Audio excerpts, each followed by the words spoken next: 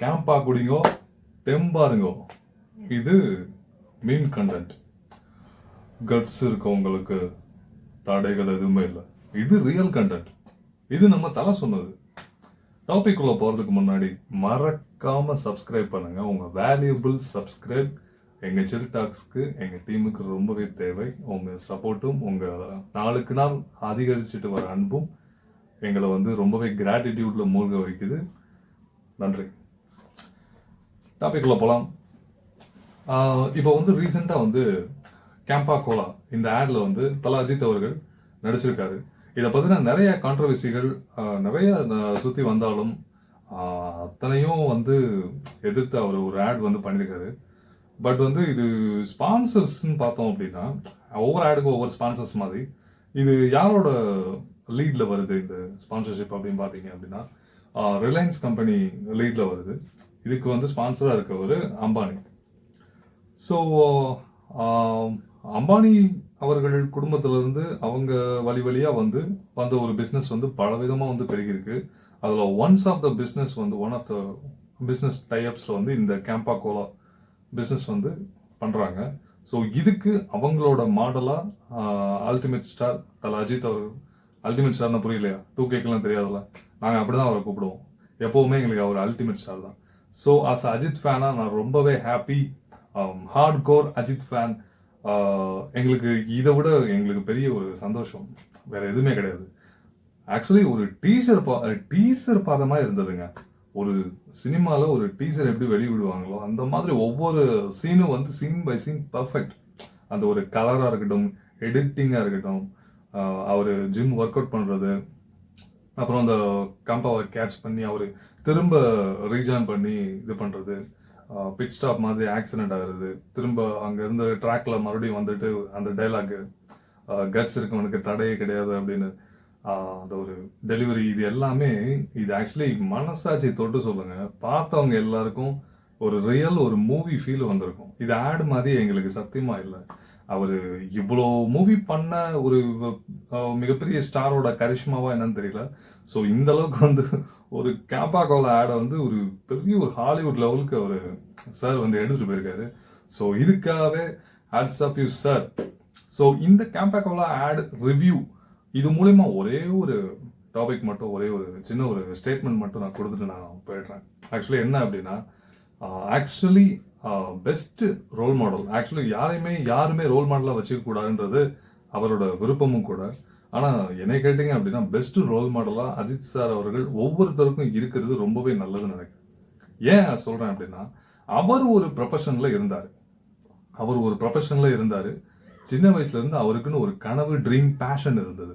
அந்த பேஷனை நோக்கி அவரோட பயணங்கள் திரும்பிட்டு இருந்தது. அந்த மாதிரி டைமில் இவர் பார்த்துட்டு இருந்த ப்ரொஃபஷன் சரியா பத்தாது, நமக்கு தேவைப்படாது. அந்த ட்ரீமை அச்சீவ் பண்ணணும்னா அதுக்கு ஈக்குவலான நிறைய பணம் பொருளக்கூடிய ஃபீல்டு நமக்கு இருக்கணும். அப்படி இருந்தால் மட்டுமே தான் அந்த பேஷனை நோக்கி அடைய முடியும் அப்படின்னு ஒரு சினிமா ஃபீல்டில் வந்தவர் தான் தல அஜித் குமார் அவர்கள். ஸோ இந்த பேஷனை நோக்கி, அதாவது ரேசிங் அப்படின்ற ஒரு F1 வரைக்கும் நம்ம போகணும் அப்படின்ற ஒரு பேஷனை அதை நோக்கி போகக்கூடிய அந்த ஒரு பேத், அதன் வழியா எந்தெந்த ஃபீல்டுலாம் கரெக்டாக போகுமோ அதன்படி கரெக்டாக தேர்ந்தெடுத்திருக்கிறாருங்க மனுஷன். ஆரம்பத்துல இருந்து இவர் ப்ரீ பிளான்டு. இவரெல்லாம் யதார்த்தமாக வாழ்ந்தாருன்னு சொல்லவே முடியாதுங்க. இவர் படத்துல பார்த்தீங்க அப்படின்னா கண்ணில் ஏதோ இருக்கும், லட்சிய வெறி மாதிரி இருக்கும். இது என்ன இந்த படத்துல கிளைமேக்ஸுக்கு இவர் என்ன அப்படியே போராடுறாரா, என்ன என்னமோ நாட்டே காப்பாத்துறது மாதிரி ஒரு ஹீ மேனா ஹெம்பா நிற்கிறாரு, இவர் என்ன மேன் அப்படின்றது மாதிரி பார்க்குறோம் நம்ம. அப்போதான் நிறைய விஷயங்கள் புரிஞ்சது. இந்த சக்ஸஸ் மூலிமா தெரிஞ்சது இவர் இவ்வளோ பெரிய பேஷனை ஒவ்வொரு நாளும், ஒவ்வொரு நிமிஷமும், ஏன் ஒவ்வொரு நொடியும் சுமந்துட்டு இருந்திருக்காரு அப்படின்னு. அந்த பேத்தை வச்சுட்டு தான் இவர் இந்த சினிமான்றது ஒரு ரூட் வேவை தவிர சினிமாவே மெயின் பேத்தா இவர் வச்சிருந்தாருன்னு சொல்லவே முடியாதுங்க. It's a really amazing thing. இது எல்லாருமே ஃபாலோ பண்ண வேண்டியது. It's a hidden secret. எல்லாருமே இப்போ எல்லாருக்கும் ஒரு பேஷன் இருக்கும், அதை மறைச்சிட்டு மாற்றி தன்னோட வேலையை பார்த்துக்கிட்டு இருப்பாங்க. ஏதோ சொற்பமான ஒரு சம்பளம் கொடுத்து ஏதோ ஒரு கம்பெனி அவங்கள அடிமையாக வச்சுக்கிட்டு இருக்கும். ஆனால் எல்லாரும் தன்னோட பேஷனை நோக்கி தான் அந்த பேத்து போயிட்டு இருக்கணும். எங்கே நம்ம இருந்தாலும் சரி, ஏங்க சினிமாவுக்கும் ரேசிங்க்கு ஏதாவது சம்மந்தம் இருக்காங்க? ஏங்க இது எங்கே இருக்குது, அது எங்கெங்க இருக்குது? ஒரு மெக்கானிக் டு ரேசிங் சொல்லுங்கள், சம்மந்தம் கண்டிப்பாக இருக்குங்க. ஆனால் ஒரு மெக்கானிக்கல் ரேசர் ஆக முடியாது. ஏன்னா மால் வேணும், கண்டிப்பாக ப்ராக்டிக்கலாக பார்த்தா வேணும். ஸோ இதுக்கு எந்த ரூட் கரெக்டுன்னு மனுஷன் பார்த்துருக்காரு, அதன்படி டிராவல் பண்ணியிருக்கிறாரு, கரெக்டாக தூக்கியிருக்காரு. பேஷனை நோக்கிய பயணம், நம்ம கஷ்டத்தில் இருந்தாலும் சரி, ஏழ்மையில் இருந்தாலும் சரி, யாரும் நம்மளை தூக்கி விட்டாலும் சரி, தூக்காம விட்டாலும் சரி, நம்மளை பார்த்து ஜெலஸ் ஆனாலும் சரி, பொறாமப்பட்டாலும் சரி, பைத்தரிச்சப்பட்டாலும் சரி, சில பேர் விஷ் பண்ணாலும் சரி, பை த லக் அப்படிலாம் பண்ண மாட்டானுங்க. பட் பண்ணாலுமே நம்ம பேத் வந்து பேஷனை நோக்கி மட்டும்தான் இருக்கணும். அதுலேருந்து கன்சிஸ்டன்சியை என்றைக்குமே விடக்கூடாதுங்க. ஆக்சுவலி நீங்கள் நீங்கள் ஒரு எக்ஸாம்பிள், நீங்கள் ஒரு ஒரு உலகமே மதிக்கிற ஒரு லாயர் ஆகணும். ஓகே, லாயர் ஆகணும், டாக்டர் ஆகணும், போலீஸ் ஆகணும், இந்த மாதிரி ஏதாவது ஒரு பேஷன் வச்சுருப்பீங்க. ஊர் மக்கள்லாம் உங்களை மதிக்கணும்னு, கலெக்டர் ஆகணும்னு நினச்சிருப்பீங்க. அதை நோக்கியே உங்கள் எண்ணமும் செயலும் ஒவ்வொரு நாளும் நொடிக்கு நொடி அப்படியே ட்ராவல் பண்ணிகிட்டே இருக்கும்போது நீங்கள் அந்த ட்ராவலில் நீங்கள் கஷ்டத்தை அனுபவிக்கலாம், பயங்கர ஒரு பேஷன் நீங்கள் கொண்டு போகலாம். அந்த ஒரு ரூட்வேல பல ஸ்ட்ரகிள்ஸ் இருக்கலாம். ஆனால் அதெல்லாம் தாண்டி எவ்வளோ ஸ்ட்ரகிளில் டவுன்ஃபால் இருந்தாலும் நீங்கள் ஒரு நம்பிக்கை வைக்கிறீங்க இல்லையா, நான் கண்டிப்பாக ஒரு நாள் அந்த இடத்துல போய் அடைவேன் அப்படின்னு. இந்த நம்பிக்கை, இதுக்கு ஒரு வடிவம் கொடுத்தது தல அஜித் சார் அவர்கள். உண்மையிலே பல பேர் வந்து புக் எழுதியிருக்காங்க இதை பற்றி. நான் அப்துல் கலாம் சார் கூட அக்னி சிறகுகள் புக்கில் வந்து மென்ஷன் பண்ணியிருப்பாரு. பாரதியார் கவிதையாக எழுதியிருக்காரு. விவேகானந்தர் தன்னோட ஒவ்வொரு வரிகள்லையும் இதை வலியுறுத்தாத நாட்களே கிடையாது. விவேகானந்தரோட புக்ஸ் எல்லாம் வந்து படித்தோம் அப்படின்னா அவ்வளோ ஸ்பார்க்காக இருக்கும். ஸோ இந்த மாதிரி வலியுறுத்தல்கள் வந்து இப்போ நிறைய பேர் தத்துவ ஞானிகள் பண்ணியிருக்கிறாங்க. ஸோ இது எல்லாம் ஒரு லைவாக, ரியலாக, லிவிங் இந்த நம்ம வாழ்கிற வாழ்க்கையில் ரியல் ஹேப்பன்ஸாக ஒருத்தர் பண்ணுறாருப்பா அப்படின்னு தோணுச்சு. அப்படின்னா நான் பார்த்தது தல அஜித் சார்.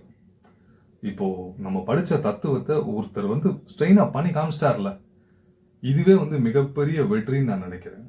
இவர் ஏன் இந்த ஆடை, இன்னொரு கெஸ்ஸிங்கும் இருக்குது, இவர் ஏன் இந்த ஆடை வந்து சூஸ் பண்ணியிருக்காரு. இவர் இதுக்கு முன்னாடி ஒரு ஃபால்ட்டான ஒரு பேஷில் இருந்திருக்கலாம், ஸ்ட்ரகிள் பண்ணியிருந்திருக்கலாம். அப்போ அவர் பண்ண ஆடு வேற, ஸ்டேஜ் வேற, அந்த ஒரு ரேஞ்ச் வேற. இப்போ அவர் பண்ணுற ஆட் வேற, அந்த ஆடுக்கு இருக்கிற ரேஞ்ச் வேற, அந்த ஆடுக்கு இருக்கிற வேல்யூ வேற. ஸோ இதை ஸ்டேபிள் பண்ணுறதுக்கு செக் கூட இவர் பண்ணியிருக்கலாம். ஸோ அந்தளவுக்கு அவரோட லைஃப்பை வந்து பேஷனை நோக்கி முன்னேறி போயிட்டே இருக்கிறாரு. ஸோ இவரை நம்ம ரோல் மாடலாக எடுத்துக்கிறதுல இவர் ஆக்சுவலி இவருக்கே ஒரு ரோல் மாடல் இருக்காரு. ரீசெண்டாக சென்னான்னு ஒரு ரேசர். தப்பு இல்லை, எல்லாருமே தன்னை ஒரு ரோல் மாடலாக எடுத்துக்கலாம். நிறைய பேர் சொல்லுவாங்க ரோல் மாடல்லாம் எடுத்துக்காதீங்க, யாரும் தன்னை போல தான் வாழும். தப்பு இல்லை மேம். நம்ம ஒரு பேஷனை நோக்கி போனால் அது சார்ந்த ஒருத்தர் ரோல் மாடலாக எடுத்துக்கிறது நம்மளோட ரொம்பவே ஒரு நல்ல ஒரு விஷயம். ஸோ இந்த ஒரு விஷயத்துக்கு தல அஜித் சாருக்கு ஹேட்ஸ் ஆஃப் சார். நான் புக்கில் எவ்வளவோ படிச்சிருக்கேன். இதை பார்த்து எப்படி இருக்கும் இந்த ஒரு ரீசன்ட் டேஸில் உங்களோட ரேசிங் சக்ஸஸ் எல்லாமே பார்த்துட்டேன். இந்த புக்கில் இருக்கிற வடிவம், எழுத்து வடிவம் இப்படி தான் ரியலில் இருக்குன்றதை கரெக்டாக காமிச்சு கொடுத்துட்டீங்க. I am so proud of you for getting you to my role model. Thank you Ajith sir. Bye.